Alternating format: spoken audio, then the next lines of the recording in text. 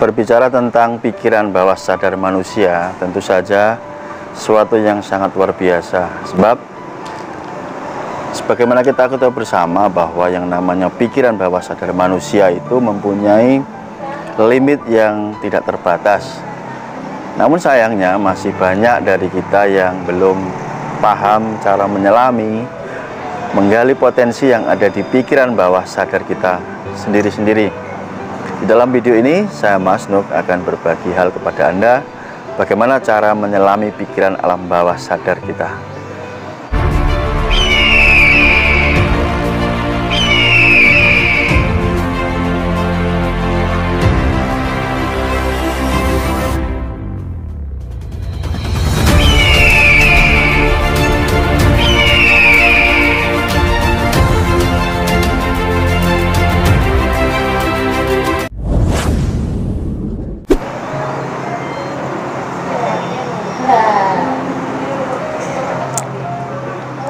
Assalamualaikum warahmatullahi wabarakatuh. Kembali jumpa dengan saya Mas Nuk dari Pondok Hipnotis Indonesia.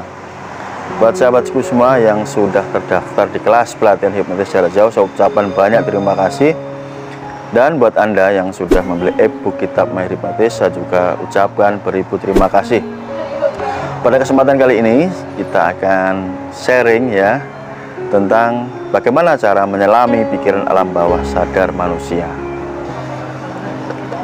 Bila Anda sebagai seorang praktisi yang sering berlatih tentang meditasi, Anda tentu bisa merasakan ketika Anda sudah masuk kondisi bawah sadar. Oke. Namun ada juga beberapa praktisi atau bahkan orang umum yang masih menganggap ketika mereka ini melakukan olah meditasi, mereka masih beranggapan bahwa energi semesta yang diserap ke dalam tubuh itulah yang dipergunakan ya. Misalkan gini, ada di luar sana ya, ketika mengolah energi tertentu, oke, dengan cara meditasi semisal, oke, maka dia meyakini bahwa energi semesta itulah yang dia gunakan untuk melakukan sesuatu. Tetapi saya pribadi mempunyai pandangan yang berbeda. Oke, nanti tidak perlu kita berdebat ya, karena kita punya cara pikir dan cara pandang masing-masing. Kita bersepakat untuk tidak sepakat. Oke, saya ulangi, kita di sini bersepakat untuk tidak sepakat. Maka bagi Anda yang sepakat, ya silakan Anda bisa menarik atau mengambil hikmah dari apa yang saya berikan ini. Namun bagi Anda yang tidak sepakat pun tidak ada masalah, Anda bisa mengabaikannya. Saya berikan perumpamaan yang menurut saya ini masuk akal dan logis ya. Kita sama-sama tahu yang namanya PLTA, pembangkit listrik tenaga angin atau air ya, sama aja. Nah, fungsinya apa sih? Apakah dengan energi angin atau air tersebutlah yang digunakan untuk membangkitkan listrik? Nah, tentu saja tidak. Jadi, fungsi air atau angin tersebut untuk memutar baling-baling, oke? Untuk memutar baling-baling. Sehingga ketika baling-balingnya ini berputar, bergerak, maka otomatis juga menggerakkan yang namanya generator atau dinamo kumparannya. Nah, dari gerakan dinamo atau kumparan tersebutlah yang menghasilkan energi listrik, dan itulah yang akan keluar atau output yang disalurkan.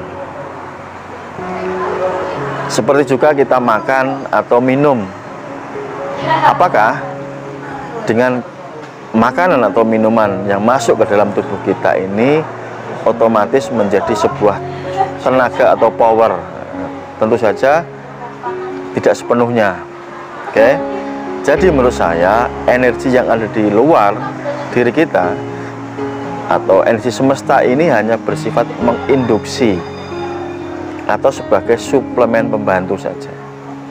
Jadi bukan kita mendownload katanya orang-orang ya bahasanya, atau mengakses energi dari luar lalu energi tersebut kita masukkan diri kita lalu kita bisa gunakan.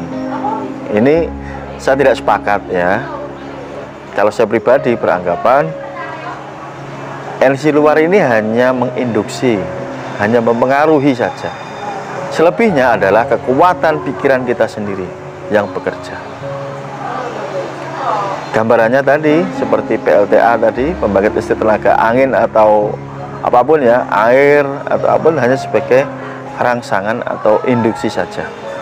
Suplemen makanan yang kita masukkan atau minuman yang kita masukkan ini, apakah lantas membentuk otot kita ya menjadi lebih berisi, kekar dan mempunyai tenaga? Tentu tidak ya. Dibutuhkan yang namanya latihan otot, entah itu latihan beban, push up, kardio ya, dan banyak hal latihan fisik yang membuat otot kita ini menjadi jauh semakin kuat, semakin kekar. Oke. Fungsi dari suplemen itu hanya membantu mempercepat, memprosesnya. Nutrisinya itulah yang kita olah menjadi otot.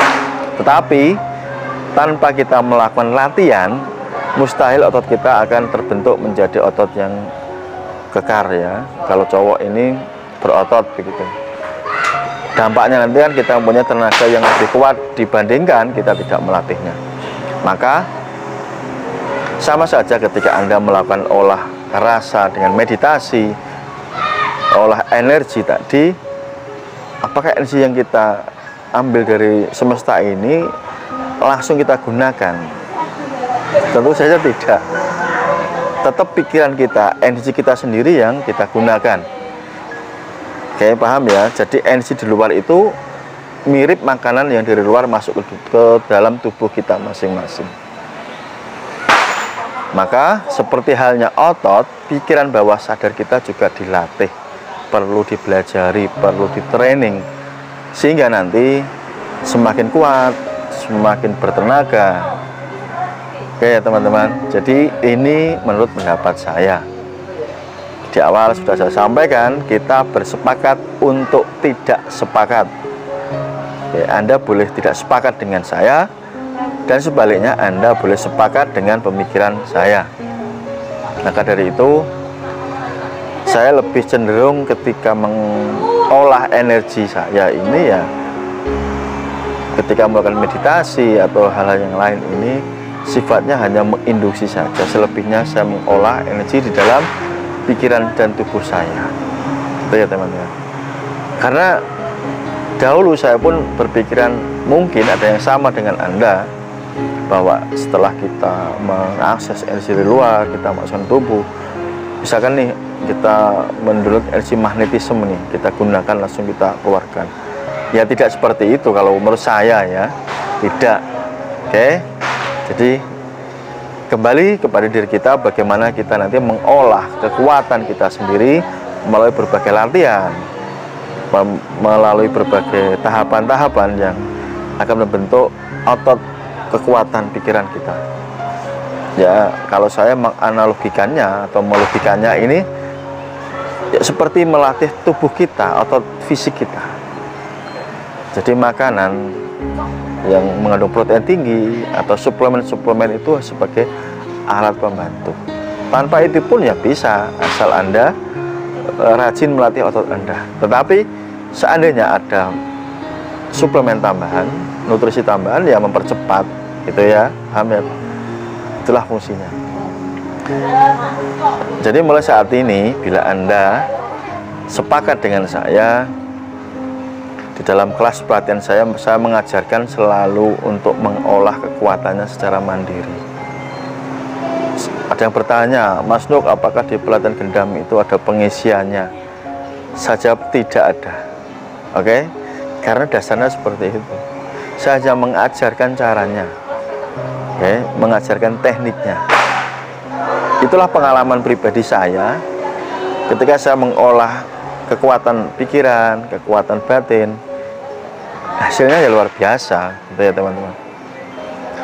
Oke, semoga ini menjadikan pencerahan kepada Anda bahwa di atas langit masih ada langit, ya, yang artinya apakah yang saya sampaikan ini menjadi sebuah kebenaran mutlak? Tentu saja tidak, ya, karena kebenaran saat ini akan dibalas oleh kebenaran yang selanjutnya, dan begitu seterusnya. Ya, semoga ini bermanfaat. Terima kasih buat Anda yang sudah setia bergabung dengan channel Pondok Hipnotis Indonesia. Sampai jumpa di next video. Salam hormat Desa Masnuk, salam Mimosa. Wassalamualaikum warahmatullahi wabarakatuh.